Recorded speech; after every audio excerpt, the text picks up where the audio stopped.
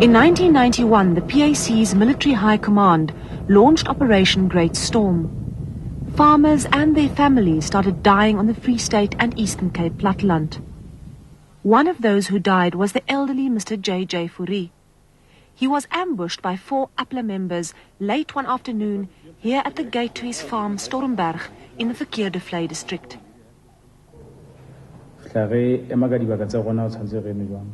We took different strategic positions.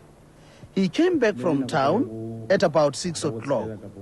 When he stopped at the gate, I called upon the Great Storm soldiers in my company as their commander so that they should be on the alert.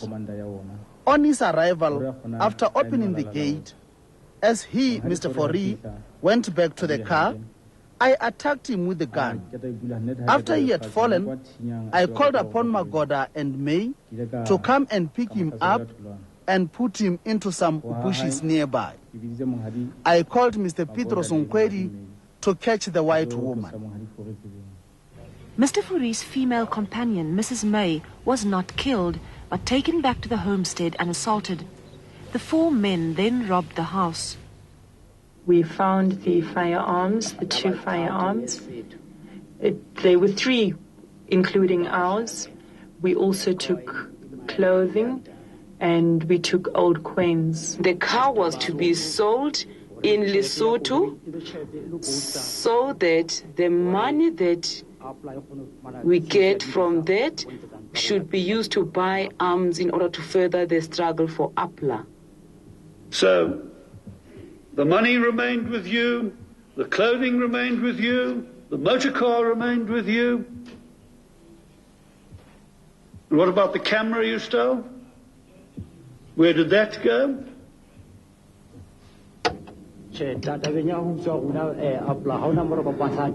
We do not associate ourselves with stealing. I'm not asking you to make a political speech. I'm asking you for the facts. Did these articles remain with you, people?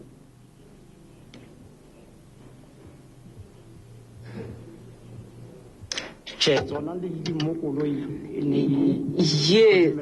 No, they were in the car. Hendrik Leo received the death penalty for this offence. So did Meshach May. Petrus Ngwedi was sentenced to 26 years in prison and Daniel Magoda to 22 years. Now the 4 want amnesty for the murder and the robbery that took place that afternoon. They say they were simply carrying out orders from the APLA commander and that the murder and the robbery had a very specific political motive. Our objective was to reclaim the land so that it could be given back to its original owners, the African people. The farmers, we must understand that they are part, or they form part, or they were part of the oppressors at that time, because the farmers, you could actually define them in twofold. They can be police reservists or army reservists. They are the people who were always ready for call-ups. But why was Mr. Fourie specifically targeted? 2 of those who carried out the attack say they and their families had lived and worked on Stormberg Farm and that they knew Mr. Fourie well.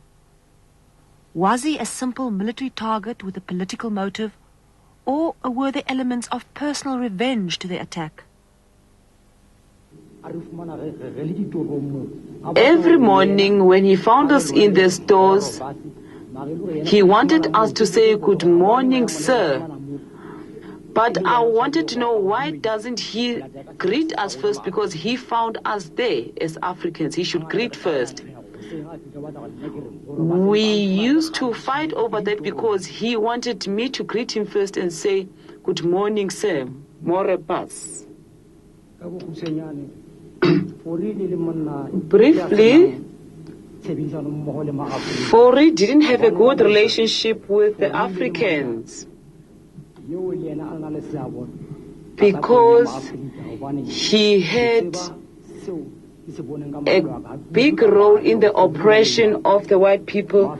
I personally know this. I saw this myself because most Africans were complaining about Fourie's handling. Even my own father stayed with him a long time, and he was crying because of the cows that he for himself took from him.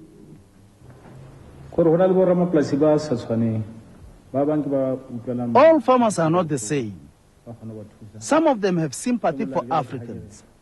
For example, within the PAC, there are farmers who understand our policy, who work hand in hand with the PAC the right way.